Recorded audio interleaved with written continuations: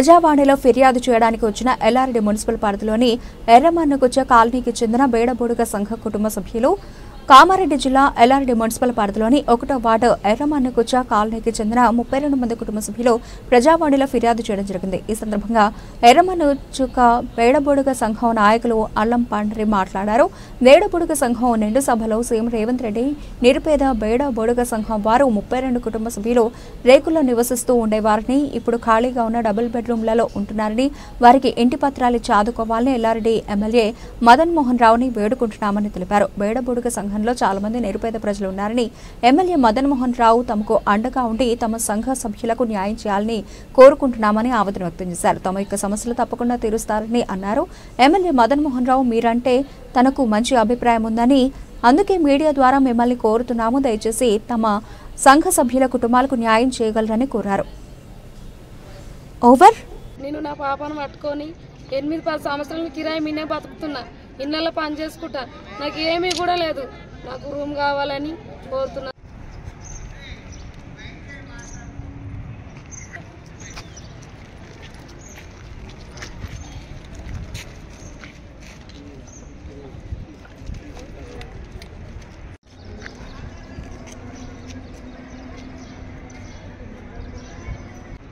ఎర్రమన్నగుచ్చ first ward అయితే గత కొన్ని రోజుల నుంచి కూడా, కొన్ని సంవత్సరాల నుంచి కూడా మా బేడబోడుగ జంగాలు ఎక్కడ ఉన్నట్టు అక్కడనే ఉన్నారు. పైకి లేవలేదు, ఓ ఉద్యోగాలు లేవు, వాళ్ళు చదవడానికి కూడా తెలివి నేర్పే వాళ్ళు కూడా ఒక్కరు కూడా లేరు. అదేవిధంగా వీళ్ళు దేశ సంచారులయ్యి పాత సామాన్లు అమ్ముకుంటూ, పాత ఇనుప సామాన్లు దందాలు చేసుకుంటూ, ఆ దందాలు కూడా నడవడం లేదు. ఇప్పుడు ఓన్లీ పెంటల పొడత ఏరుకుంటూ పోతున్నారు. వాళ్ళకి ఇప్పుడు ఇండ్లు లేవు, వాళ్ళకు జాగాలు కూడా లేవు, వాళ్ళకు నివాసం చేయడానికి ఏది కూడా లేదు. అందు గురించి మేము పోయిన 8 రోజుల క్రితము మా కామారెడ్డి కలెక్టర్ గారికి ప్రజావాణిలో మేము పేపర్లన్నీ ఇవ్వడం జరిగింది. అదే విధంగా అప్లై చేసుకున్నట్టు కూడా జరిగింది.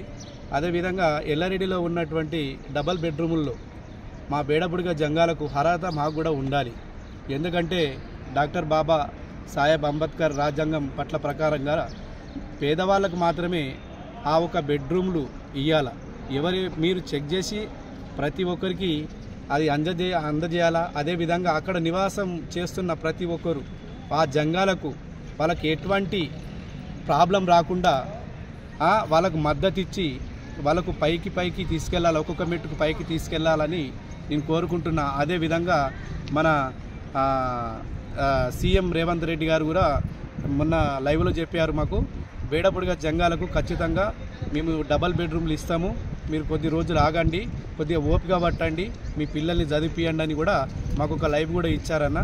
అదేవిధంగా రేవంత్ సీఎం అయినప్పటికీ సార్ కూడా మేము ఒకటే కృతజ్ఞతలు చెప్తున్నాము. మా బేడబోడుగ జంగాలకు ఇస్తున్న డబల్ బెడ్రూమ్లు వాళ్ళకి ఇవ్వండి, వాళ్ళకి పట్టాలు చేయండి, ఈ దేశాన్ని మీరు బాగుపరచండి అంతే. అదేవిధంగా మదన్ మోహన్ ఎమ్మెల్యే గారు కూడా మీరు ఓట్లు వేసి గెలిపించారు సార్ మిమ్మల్ని, మీరు కూడా మంచి మనసుతోటి మంచి అభిప్రాయము పేద ప్రజల మీద పెట్టి ఆ 32 కుటుంబాలు కాకుండా ఇంకా ఎవరైతే వెనుకబడి ఉన్నారో వాళ్ళకు కూడా ఎల్లారెడ్డి టౌన్లో ప్రతి ఒక్కరికి లేని గరీబ్కు రోడ్ల మీద నివసించే వారికి ఇవ్వండి. అంతేగాని ఎవరెవరికో ఇస్తే సార్ మీరు పెద్దవాళ్ళు, మీరు ఆలోచించాలా, మేము పేదవాళ్ళం సార్, మేము రోడ్లపైన పాతింప సామాన్ దందాలు చేసుకుంటూ పూట లేకపోతే కూడా మేము ఉపాసం ఉండి కొత్త నీళ్లు దాగి తిరుగుతున్నాము, మా గురించి మెట్టు పైకి తీసుకెళ్తామని నీ మీద ఉన్న ప్రేమతోటి నిన్ను ఎమ్మెల్యేగా మేము గెలిపించుకున్నందుకు ప్రతి ఒక్కరు నిన్ను స్వాగతం పలకాలని ప్రతి ఒక్క బేడబోడుగ జంగాలు. కలెక్టర్ గారికి నమస్కారం చేస్తున్నాను. ఎందుకంటే చాలామంది పేదవాళ్ళం ఉన్నాము, వాళ్ళందరికీ కూడా డబుల్ బెడ్రూమ్లు కావాలని కోరుకుంటున్నాము. ఎందుకంటే వాళ్ళకు ఉన్న వాళ్ళు ఉన్నారు, లేని వాళ్ళు ఉన్నారు. దయచేసి ఈ డబుల్ బెడ్రూమ్లు ఇచ్చే వాళ్ళు ఎట్లా ఇవ్వాలంటే ఎంక్వైరీ చేసి ఎవరి పేరు మీద ట్యాక్సీ ఉంది, ఎవరి పేరు మీద ట్యాక్సీ కడతలేరు, ఒక్కొక్క కుటుంబంలో ఒక తల్లిదండ్రి పేరు మీద కుటుంబంలో ఒక్కొక్క పేరు మీద ట్యాక్సీ ఉంటే అలా 4 కొడుకులు 4 బిడ్డలు ఉన్న వాళ్ళకి పరిస్థితి ఏంది, బిడ్డలోకి ఇంటికి పోతే ఇస్తే పోతుంది అని అంటారు. కానీ కొడుకుల పరిస్థితి ఏం కావాలి, చిన్న ఇరుకు ఇంట్లోనే ఒక 4 ఉంటున్నాం. అట్లాంటి సిచ్యువేషన్లో వాళ్ళకు కూడా ఒక డబుల్ బెడ్రూమ్ కావాలి.